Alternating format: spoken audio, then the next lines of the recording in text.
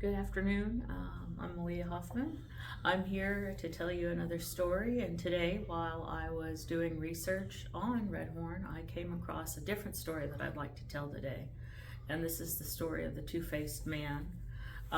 This is from the Journal of American Folklore from Allison Skinner from around 1925. And this is when he was interviewing the Iowa people. And this is from real close to my people. Otos and I was very close, and this is one of the reasons I was really interested in these stories. So this is the story of Two-Face. And so once in the Iowa village, there was this village of a man and woman who had 4 daughters. And one day when they came home, they had found a deer dressed, and it was completely dressed and wrapped in the hide, and they knew that somebody was courting the daughters.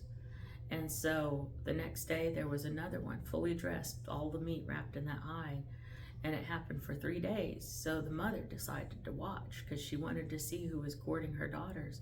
And she looked out, and this man came up and left the deer, and when he turned around, he had a face on the back of his head, and she was terrified. And she went back and she said, "Daughters, the one who's courting you is a two-faced man, and so I'm scared. I'm going to pretend that her and her father, we're going to pretend that you're all dead and tell him you're dead because we don't want him to marry you." So that night they took them out and they buried them where they buried all the people in a grave, and they covered them up. And when he came back that day to announce that he wanted to marry the daughters, they told him, "We're sorry, our daughters are dead," and they had cut their arms with flint and cut their hair and put ashes on their face and showed that they were in mourning. And so he cried, and he went to the grave, and he grieved like a widower. He grieved like a husband because he wanted these girls. And the girls, some of them weren't very good because they were in the grave and they were laughing and, "Hey, listen to your husband, listen to your brother-in-law, he's grieving for you." And they were laying in there laughing around, and the youngest one was, "Shush, mother told us to be quiet. We're supposed to be quiet for 4 days," and they couldn't keep quiet. And he had laid on the grave to grieve, and he heard them. So he went and he dug them up, and he took them to his canoe one by one, and he took them away. And so as they were going across the water, he had heard them. He's like, "Okay, I want to know what you want your relationship with me to be." And so the first one said, "Well, you've worked so hard to get us. You call you husband and brother-in-law." And he's like, "Really?" And he took her and threw her in the water. And so he asked the second one, and, "I'm going to call you husband. I'm going to call you brother-in-law." And he took her and threw her in the water. And the third one answered the same way, and he just threw her overboard. And the fourth one was like, "No." She said, she had been crying, and she said, "I'm going to call you brother. I want you to be my brother." And he's like, "I'm so glad you said that." He said, "I wish the others had answered the same way, and I will take care of you, my sister." And he took her to his lodge. He had built her a lodge on this island, and it was 3 tiers high to keep it high from the water. And he had built this place for her, and there were 4 beavers to cook for her and take care of her there. And he said, "I'm off hunting a lot, and I don't want you to be lonely," he said. So he went into the water because he was a water spirit, and brought her an underwater panther baby to keep as a pet. And so as he went, he would take care of her, bring her food, and the beavers would cook and take care of her. And he came back one day and he said, "All of the creatures of the water are making war with me. I'm worried for you. I'm worried for us," he said. So, "Brother," she said, do what you need to do." So he started building his canoe and filling it with things. And he said, "It's going to be bad."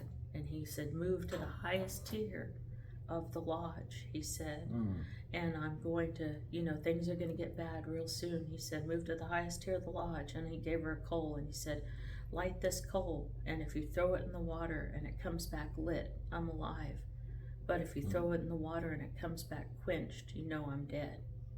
He said, and then he said, "If things get really bad, throw your little panther baby into the water," he said, "and if you have to go, go." And so he went into the water and he began to fight, and the water roiled and boiled and rose. And she was at the highest tier, and the water was there. and she threw that coal into the water, and it came back quenched, and she knew he was dead. And so she took her underwater panther baby and she threw it into the water, and at that point the water stilled and it went down, because the creatures of the water were making war because he had taken their baby, and they wanted the baby back. And as soon as they got the baby back, the war was over. And so she came down and she grieved, because she had thought, well, a lot of him, he was a great man. He had done so many good things, and he treated me well and treated me good. He was my brother. But she knew she couldn't stay there, and she decided to go back to her family. So she went to the beavers and she told them, I need to get back to my family. And they said, okay, well, we'll feed you and we'll take care of you. And so the mama beaver went to her kids and she said, which one of you will feed your sister? One of the baby beavers said, I will. And so she cut her up and cooked her. And she said, whatever you do while you're eating, don't crack the bones. And the girl was so hungry, she ate and she tried to be careful, but she cracked one of the finger bones of the beaver. And when she was done eating, the father beaver took the bones and took them into the river and threw them into the river, and the baby beaver was brought back.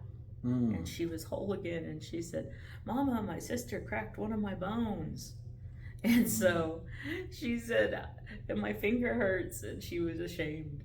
But she got done, and they built her a bridge across the river so she could get back to her homeland. And she went back to her village, and she said, it's me. I need to get back to my family. Where's my family? And they said, oh, their lodge is over there, but you're already there.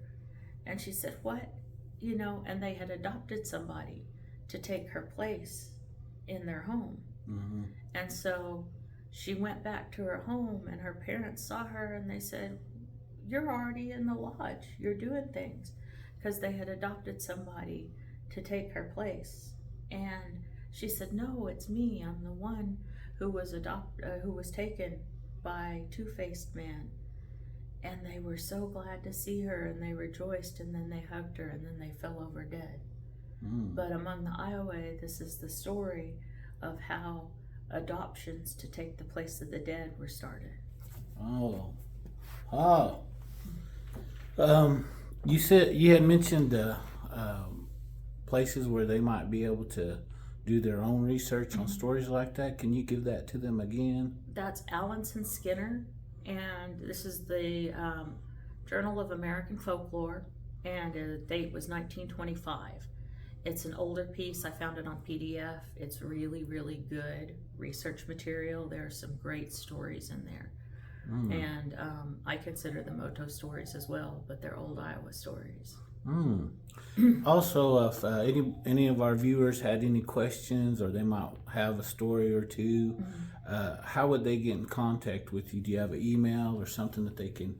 I have an email. They can reach out to me on Facebook, just on Melea Hoffman, because I always answer messages.